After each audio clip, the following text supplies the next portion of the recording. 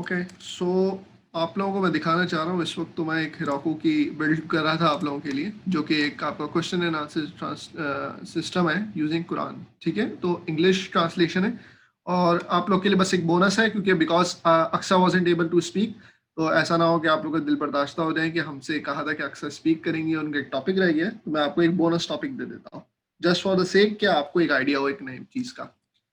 So this is something I have been exploring. अच्छा, मैं अपने बारे में थोड़ा सा बता चलूँ। मैं एक चार्टर्ड अकाउंटेंट हूँ, मैं बिल्कुल नॉर्मल सा आदमी हूँ जिस तरह आप लोग हैं। ठीक है, तो मैं कोई बहुत बड़ा टेकी नहीं हूँ।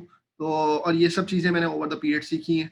ऑब्वियसली मैंने जैसे आपसे कहा कि कराची है कि आप कम्युनिटी ज्वाइन करेंगे तो आपको ऑटोमेटिकली जब काम करना शुरू होंगे तो आप खुद ही एब्रीस्ट हो जाएंगे। तो the more you read, the more you learn, the more you experiment and fail, the more you learn. ठीक है, तो यही चीज़ है। और बस मैं एक छोटी सी चीज़ आप लोग को बताता चलूँ। सेशन एहसन सब आपकी प्रेस करेंगे, सेशन बहुत अच्छा था, लोगों को पसंद आया।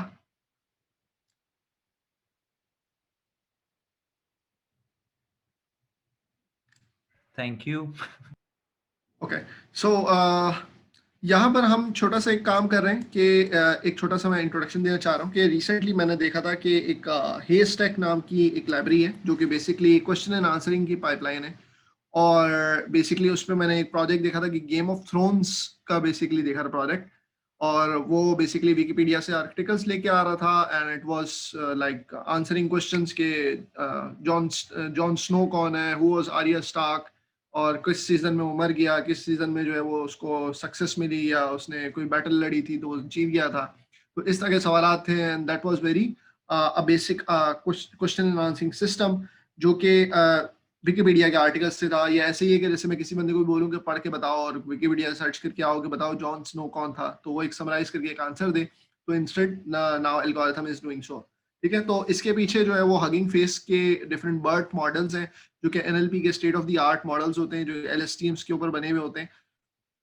और इनकी बहुत ज़्यादा प्री ट्रेनिंग होती है और उसके बाद फिर इनको प्रोसेस किया जाता है। और फिर आप जो है वो इनके प्री ट्रेन मॉडल्स को कंज्यूम कर सकते हैं, जो कि अंडरस्टैंड करते हैं चीज़ें, और फिर उसके बाद आप आगे बढ़ सकते हैं। तो यहाँ पे मैं आपको एक एग्जांपल देने लगा हूँ कि हमारे पास आ रहा है क्यू एन ए सिस्टम। से एक छोटा सा बैनर मैंने लगा दिया है। I share this notebook with you guys तो you can replicate and run on your Colab. अच्छा, सबसे पहले हम एक क्यू एन ए की पाइपलाइन बनाने के लिए करते क्या है, मैंने आपको प्रीएम्बल दे दिया है, आइडिया दे दिया है। और सबसे पहले हमने जो है वो हे स्टैक को इंस्टॉल करना है। ठीक है, तो हमने हे स्टैक को इंस्टॉल कर लेते हैं। मैं अपना रन टाइम जरा रिफ्रेश कर लेता हूँ। अच्छा, ये गूगल कोलैब कहलाती है, तो मैं इसको टर्मिनेट कर देता हूँ। और गूगल कोलैब जो है वो आपको ऑब्वियसली आपके लैपटॉप के अंदर इतनी कैपेबिलिटी नहीं है कि ये डीप लर्निंग बेस्ड मॉडल्स को आप अपने मेमोरीज पर चला सको। तो आप आजकल क्या होती है, लाइक 8 GB 12 GB आपके पास गेमिंग लैपटॉप वगैरह है तो एक अलग चीज़ है, लेकिन बट अगेन नॉर्मल जो इनके पीसीज हैं उस पर इस तरह के मॉडल्स जो है वो एग्जीक्यूट और ट्रेन होने में उनको जरा अरसे लग जाते हैं। तो गूगल कोलैब जो है वो आपको जीपीयू सपोर्ट देता है, जिसके जरिए आपका मॉडल जो है वो बहुत एक्सीलेटली एक फास्ट टाइम के अंदर हो जाता है। सो बेसिकली अगर आप 5 मिनट के सेशन में बैठे हैं और आप चाहते हैं कि सवाल का जवाब मिल जाए, तो आप गूगल कोलैब पे कर लें। अगर आप अपने कंप्यूटर पे बैठ गए तो फिर आपको अगले दिन जवाब मिलेगा। बिल्कुल। जो लाहौर से यहाँ पे हैं वो सारे lahore.ai के ग्रुप को ज्वाइन कर लें। जो लोग इस्लामाबाद से हैं वो इस्लामाबाद AI के ग्रुप को ज्वाइन कर लें। जो कराची वाले हैं वो कराची में रहें और ज्वाइन भी कर लें। ठीक है जनाब। अच्छा, सबसे पहले हम हेस्टैक की ये लाइब्रेरी है, हम इसको इंपोर्ट कर रहे हैं कोलैब के ऊपर। अभी हमारा जो है वो सेशन कनेक्ट हो रहा है, इनिशलाइज हो रहा है। Now it's just like simple. जो लोग पाइथन को जानते हैं वो उसको थोड़ा सा अर्ली अंडरस्टैंड कर पाएंगे, और जो नहीं कर पा रहे उनको यूज केस का समझ में आ गया होगा एंड दे आर सीइंग कि how simple is that apparently. ठीक है, तो हम यहाँ पे एक बनाने जा रहे हैं। कराची आई का फेसबुक पेज है, आप फेसबुक पे लिखें कराची स्पेस AI, आपको मिल जाएगा। ठीक है, ये सारी लाइब्रेरीज ये डाउनलोड कर रहा है। तो it's nothing running on my laptop. तो कोई भी चीज़, सारी चीज़ें क्लाउड के अंदर कोलैब के ऊपर हो रही है, गूगल की सर्विसेज दी हुई है। ठीक है,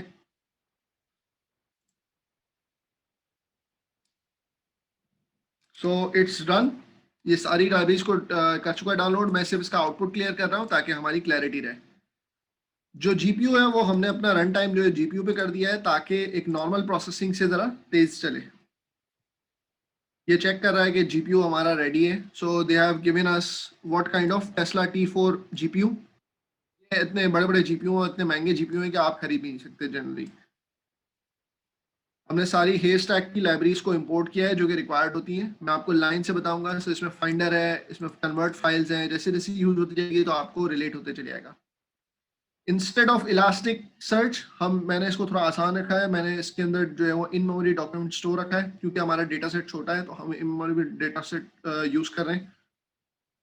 डॉक्यूमेंट स्टोर आपने बना दिया, ठीक है। कोई भी आपके पास जितने भी डॉक्यूमेंट्स हैं वो सारे के सारे आप ये समझें कि अनस्ट्रक्चर्ड डेटा है, तो आपने एक डॉक्यूमेंट स्टोर के कलेक्शन आपने बना के खड़ा कर दिया, ठीक है।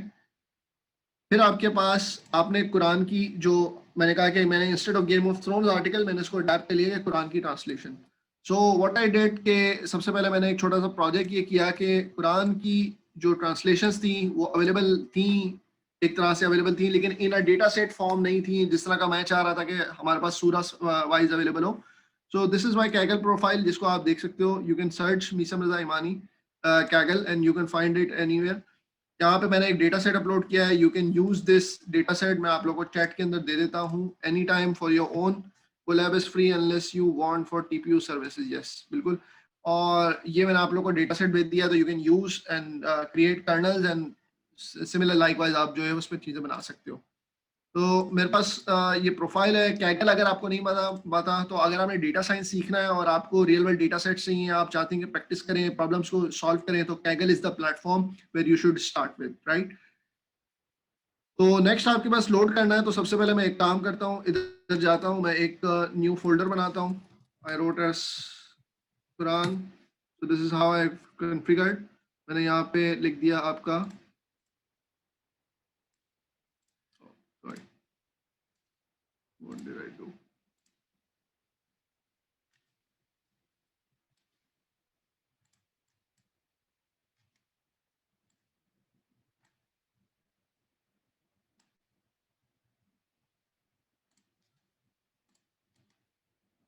मैंने कोई फाइल बना दी I think instead this new folder, sorry, Quran.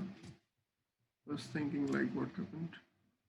Upload करता हूँ। अपलोड में क्या कर रहा हूँ, मैंने सिर्फ ये मैं आपको एक टेक्स्ट खोल के दिखा देता हूँ। जैसे सूरह आल इमरान है, सो इट्स सूरह तकासुर मैंने खोल दी है, तो it's coming the translation line by line, right. तो आपको डेटा का आइडिया हो गया है कि मैं क्या खोल रहा हूँ। मैंने सब कुछ खोल दिया आई थिंक एक्सीडेंटली।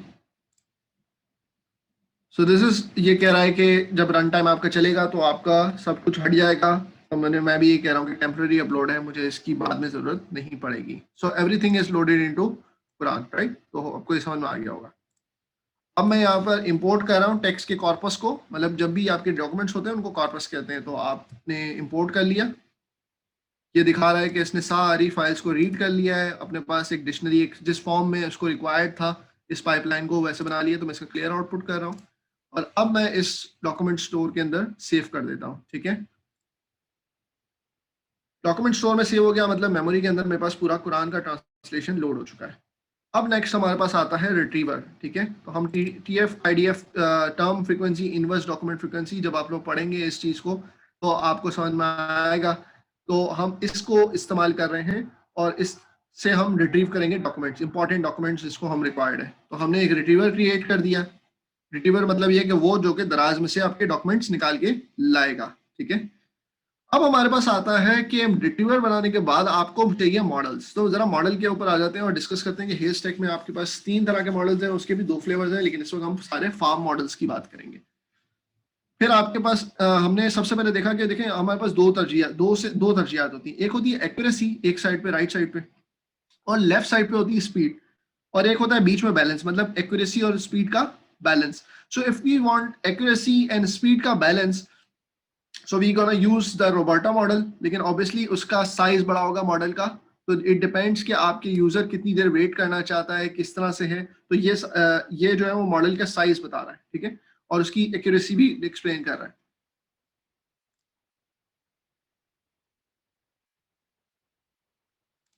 ओके, सो आपके पास नेक्स्ट आपके पास आता है बिल्ड फॉर स्पीड। मतलब अगर आप चाह रहे हैं कि आपके पास ऑब्वियसली अपने कंप्यूटर पर करना है और आपके पास जीपीयू नहीं है, तो आप जीपीयू फॉल्स करके यूज करना चाह रहे हैं तो आप जो है वो मिनी एलएम मॉडल को यूज कर सकते हैं। दैट इज वेरी स्पीड, मतलब बहुत तेजी से चलेगा, लेकिन जो है वो उसकी एक्यूरेसी जरा कम होगी, इतनी ज्यादा नहीं होगी। लेकिन again it would not be like कि बिल्कुल ही आउट ऑफ द कंटेक्स्ट चीज कर देगा। And state of the art accuracy आपने लेनी है तो आप एल्बर्ट एक्सएसएल को यूज कर लें। It would be big in size, but इसकी जो और इसकी ट्रेनिंग में भी टाइम लगेगा, लेकिन अगेन इसकी जो एक्यूरेसी होगी वो आउटपुट जो है वो आपका बिल्कुल सेटिस्फाइंग होगा आपके लिए। ठीक है, तो इस वक्त हम एक एग्जांपल के लिए, इस वक्त क्योंकि हम एक्यूरेसी की बात कर रहे हैं, जीपीयू भी हमारे पास अवेलेबल है, तो लेट्स गो विद दिस। और मैं यहाँ पर आपका जीपीयू लोड करता हूँ। मैंने रीडर लार्ज कर दिया है। 890 MB का ये मॉडल है, तो ये अभी इस मॉडल को पहले डाउनलोड करेगा।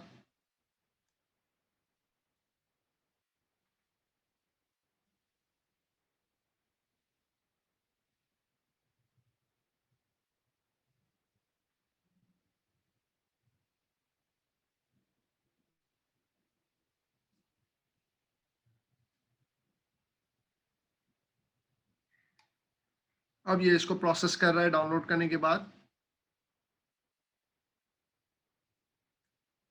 ठीक है, सो फार्म इन्फर हो गया, मतलब ये कि उसने आपके जितने भी डॉक्यूमेंट्स मेमोरी में लोड किए थे उन सबको उसने अपने पास एक लोड कर लिया मॉडल।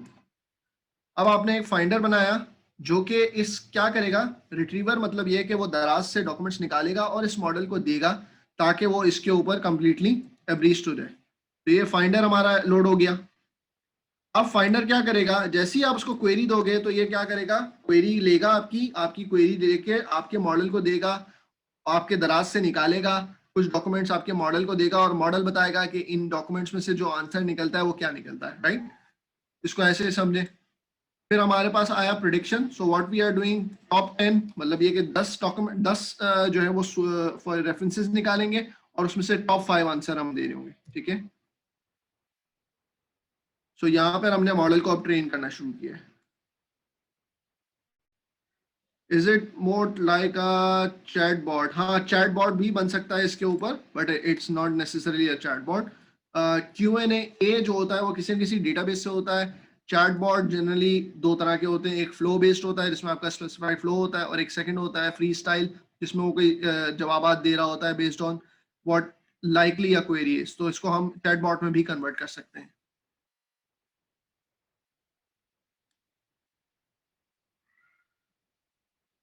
मैंने एक सवाल क्या पूछा है, जरा मैं ये आपको बताना भूल गया।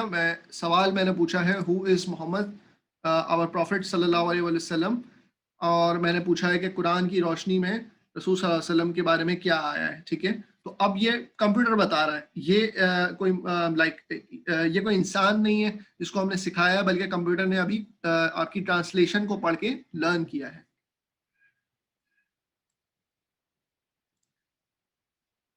अच्छा, इस मॉडल का जो आउटपुट है वो ऑब्वियसली ठीक भी हो सकता है, नहीं भी हो सकता। तो इसका ये मतलब नहीं है कि मॉडल जिसने बनाया है वो कोई बात कर रहा है या कुछ कर रहा है। It's all about learning. तो इस वक्त सारी लर्निंग डिस्कस हो रही है और यहाँ पे किसी भी तरह का कोई वर्डिक्ट डिस्कस नहीं हो रहा है। ठीक है, तो ये मैं इसको क्लैरिफाई कर दूं।